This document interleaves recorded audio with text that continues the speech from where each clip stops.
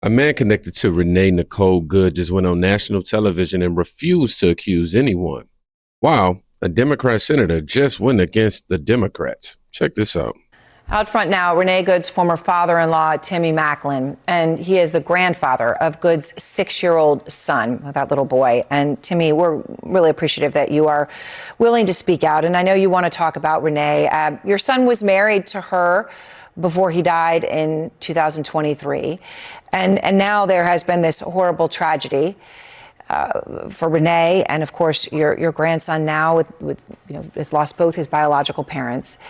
You just heard the president speak about your former daughter-in-law. What's your reaction?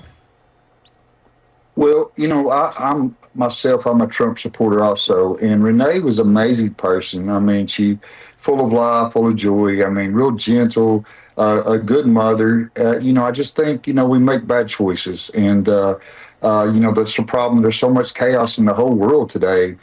And that's what the Bible says, if my people would humble themselves and seek his face and pray and turn from our wicked ways, God will hear from heaven and forgive our sins and heal our lands. And that's what we need to do. We need to turn to God and walk in the Spirit of God and let him lead us and guide us.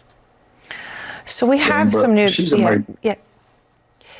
I'm sorry. Go ahead. No, that's okay. I am sorry for your loss, because for your loss for you, it's your grandson who will suffer so greatly, and you have suffered the loss of your own son so tragically as well, her former husband. Your grandson's 6 years old. Have you been able to see him or talk to him since all of this has happened? Not since it's happened. I've been blessed to see him, 2 or 3 times a year. He's an amazing young child. I mean, he's amazing. He's really smart, and so I look forward to seeing him when I can. I want to ask you about this. When you talk about the confusion, and you've been open, obviously, about your support for the president, when you look at the videos of what happened, and I'm sure they're very hard for you, Timmy, to watch, if you've even been able to, but the Deputy Attorney General says that the Justice Department doesn't believe that there's evidence to back a criminal investigation, right? And nothing about charges or anything just an investigation into what happened in terms of the ICE agents' actions. But they were, according to the prosecutors resigning today, May's actions and Becca, her wife's actions. How do you feel about all that? Well, I'm not blaming anybody. I mean, it's a hard situation all the way around. It's hard for for everybody involved. I mean, the ICE agent, at first I didn't see the footage where, he was actually, he was actually being ran. I mean, I seen the bump of the car hitting his legs. And so in a flash like that, it's hard to say how you would react. From my understanding that he had been through that before, maybe dragged or something. And so, like I said, it's just a hard situation for everybody. Becca, she's a great person as well. I mean, I don't have any enemies. I love everybody. And that's what the Bible tells us, love our neighbors as we love ourselves. But, I think there's some bad choices. And the word says, for the wrath of God will come upon the children of disobedience. And, it's I don't blame ICE. I don't blame Rebecca. I don't blame Renee. I just wish that, if we're walking the Spirit of God, I don't think she would have been there. That's the way I look at it. So when President Trump's borders are Tom Homan, he says that the ICE agent who shot Renee is in hiding. Do you have a message for him? Well, it's this world is full of trials and tribulations, and his will needs to turn to the Lord. His statement that he made after the incident, the things he called her. I mean, that's definitely showing evidence that he don't know the Lord like he should. And the Bible said in John 16:33, said, "I've spoken these things to you, and me shall have peace. In the world you will have tribulation, but be of good cheer. I've overcome the world." And he's the way. He's the only way for any of us to make it through this journey that we're on with peace. So, Timmy, what do you want people to remember about Renee? Who for so many, tragically, is going to be remembered for this incident, right? For maybe what they saw in a video. Yes, ma'am. This is a woman that you knew was married to your son, the mother of your grandson. Well, I mean, like I said, she was an amazing person. She was really gentle, patient with my grandson, with Emerson. Just did I agree with everything that she did? Absolutely not. But we've all, I myself, I've been addicted to drugs. I've been a lot of bad things, but when God changed my life over, it changed everything. But she's an amazing person, real outgoing, full of laughter all the time. I mean, she was a happy person, and it was really a shock to see this happen to her. He's a Trump supporter, and he saw the videos just like we did. But did you watch what CNN was really trying to do? They're not, well, she wasn't really asking open questions. She was guiding him towards a conclusion, in my opinion. Pick a side, assign blame, give the audience permission to be angry, basically. And he doesn't.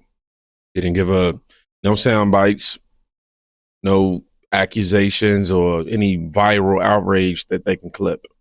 Just restraint. That's a problem for a narrative that needs momentum. Because outrage only works, rather, if someone authorizes it. And he didn't. So when emotion doesn't carry the story, you know what has to happen. Politics have to step in. And that's where this gets even more uncomfortable. Border, and it was skyrocketing, and it's like, that's unsustainable. When you reach almost 300,000 people, that's unsustainable. And we need to, as a Democrat, right, it shouldn't be unreasonable to want to secure our border and do it in that way. And now let's also talk about ICE. Now, absolutely, again, what happened in Minneapolis was absolutely tragic. And then now, if you think, now this is from the Washington Post, this is the latest statistics. These are people that ICE now are, it's like now 67% have criminal charges, pending ones, or that. So that's more than 2/3. The people now there are some people that aren't involved in any kinds of illegal things, but so me, I think two things can be true. Round up all the criminals, deport them. They shouldn't have ever been here, and they definitely have to go. And now I don't want to see more and more things happening in Minneapolis now too. So two things must be true. And I strongly reject the extreme on either side, about this now. So we must be true. And, I watched you earlier in your show. You just pointed out President Obama deported, millions of people, and there wasn't having the same kind of outrage here, here is from Democrats. At all. At all. Now, that isn't a Republican talking point right there. That's Democrat Senator John Fetterman breaking formation, if you will. No euphemisms or disclaimers. Round up the criminals, deport them. That sentence alone explains why this clip doesn't get replayed on the friendly networks. It definitely won't. This isn't a flip yet. Not yet. But it is a fracture. And when fractures appear, the narrative has to be reinforced. Usually with emotion, sometimes, with some shortcuts. Which brings us to how stories get simplified. Keith Porter's mother, overcome with grief at the candlelight vigil in Carson, where she raised him. This is the second memorial in a week for the father of two shot and killed in Northridge by an off-duty ICE agent on New Year's Eve. Took our loved one from us. You murdered our loved one, and it's not fair. It's not right. According to the Department of Homeland Security, the off-duty ICE agent heard gunfire near his apartment and went to check it out. That's when DHS says the officer encountered Porter holding a long rifle. Advocates say Porter's gunfire that night was his way of observing the holiday. Yes, it was illegal, but at the end of the day, it's American tradition. I'm 80 years old. It's happened as long as I can remember. That's one of the things that happens. People shoot guns as part of fireworks and celebration of the new year. But the agent allegedly ordered Porter to put down the weapon. And when he didn't comply, DHS says the off-duty officer fired his service gun. The agency claims Porter fired 3 rounds at the off-duty agent before he was killed. This is a human rights issue. The 43-year-old's death touching complete strangers. Judy Vaughn from Mid-City drove 20 miles to Carson for his memorial instead of marching at an anti-ICE protest closer to home. We all need to recognize the shared humanity and come together. And I just wanted to be here to be a part of this group saying his life is valuable, his life matters, and we need to speak out in as many ways as possible. While LAPD investigates what led up to Porter's final moments, people here want the off-duty ICE officer identified, arrested, and charged. Hurt, lost. It was my brother. He was my life. He was my kid's life. He was the life of our family. Organizers say on Tuesday that they will attend LAPD's police commission meeting to petition the chief to make Keith Porter's death investigation transparent. Organizers also acknowledge the shooting death of Renee Good, who was shot and killed by an ICE agent in Minnesota. In Carson, Tim Pulliam, ABC 7 Eyewitness News. First of all, my condolences to that family. Regardless of their family member's decision, the grief on our side is always recognized. And this clip makes people angry for a reason. You know, refuses to perform grief on command. Let's read this caption that comes along with it. I'll read the one right below it and then the one above it. Keith Porter Jr. was a father to a son and a brother whose life was stolen by an off-duty ICE agent.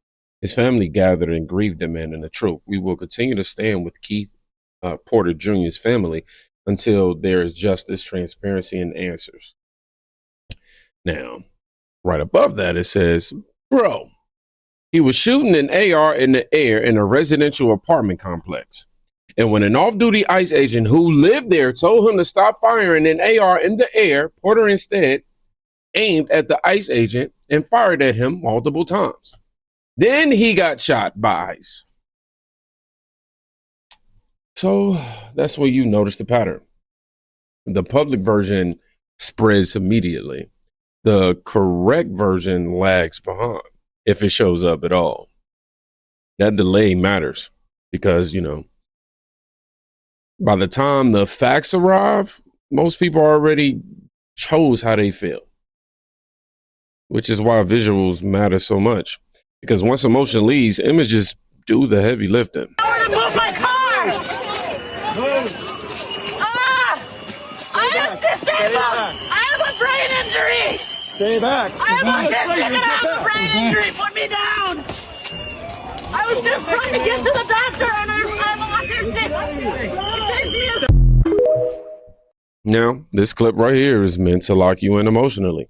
The yelling, the chaos, the labels. I mean, her talking about we don't know if they're true or not. However, we got to take it at face value. Her health issues, you know, but the yelling, the chaos, the labels. But when you look closely, the agents aren't doing the yelling. They aren't celebrating. They're just executing their job, a task.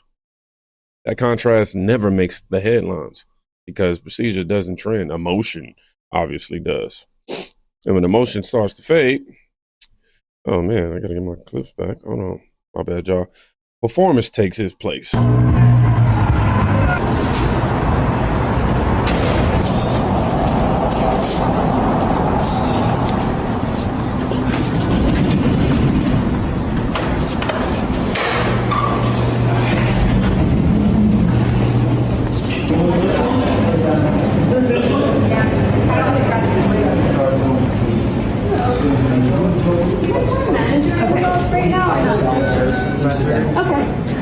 So we just have a letter to submit to you guys that we're hoping you can submit to headquarters for us. We have hundreds of signatures on this. This is basically asking that Hilton stop working with ICE and refuse services to ICE and CBP. We're getting signatures like all over Idaho, but we're going to get them delivered to like each individual hotel. We had probably like 1,000 couple people marching down today to voice their opposition to ICE, and many of them did sign this letter. So if you could just deliver that for us. Thank you so much. We really appreciate it. Thank you. You too. Oh my gosh. Wow. Another one. Oh, they were leaving. Thank God. So an activist petition the Hilton to refuse service to ICE agents.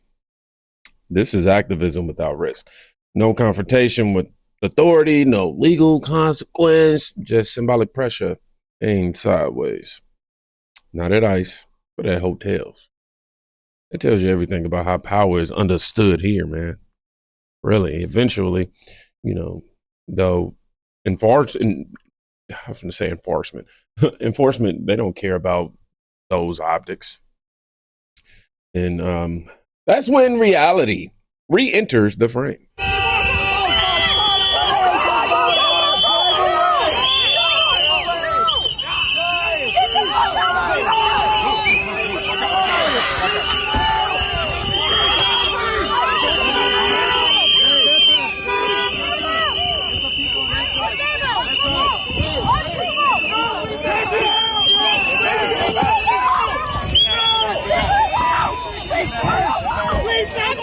I failed to mention that this is a extended clip. My bad. My police before I'm disabled trying to go to the doctor up there. That's why I didn't move. It's okay.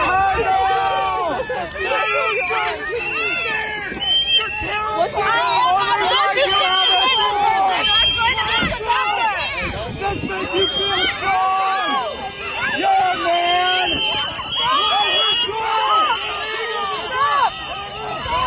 This is your duty.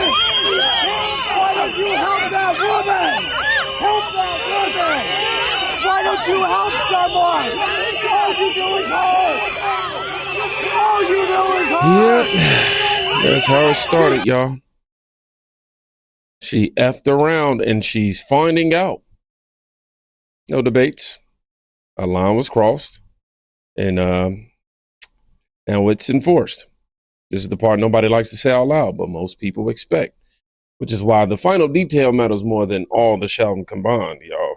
Here's the correction that didn't fit the original storyline. Remember, I told you we were going to be watching Minneapolis, and we have some new information. Department of Homeland Security sources telling Fox News the ICE agent who was hit by Renee Nicole Good's car suffered internal bleeding in his torso. That is the same Immigration and Customs Enforcement agent who was seriously wounded last June when he was dragged by a car during attempted arrest. Yeah, a car rammed him and then dragged him. And by the way, there was street camera footage of some of that.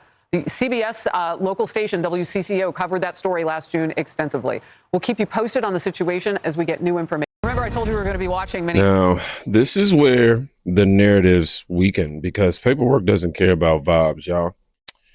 The injury wasn't minor. The agent didn't walk it off. And suddenly, the earlier framing doesn't age well. But it does explain the hesitation, the quieter tone, and the sudden caution. The story isn't moving the way it was designed to. And once people notice that, they don't unnotice it. Now, this isn't about switching sides. It's about noticing when the story slows down because the facts won't cooperate. That moment matters more than the outrage ever did. So, if you made it to the end of this video, I want you to write, I saw the hesitation in the comment section. That's how I know who was paying attention. Y'all be safe. Go check on a friend today. You can quite literally be saving their life. Peace.